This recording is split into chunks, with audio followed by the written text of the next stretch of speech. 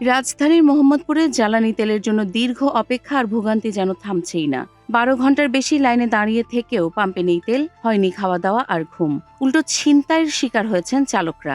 মিরপুর 14 বাসিন্দা বেলাল হোসেন রোববার রাত 10:30টায় আসাদ গেটের সোনার বাংলা ফিলিং স্টেশনে লাইনে দাঁড়ান।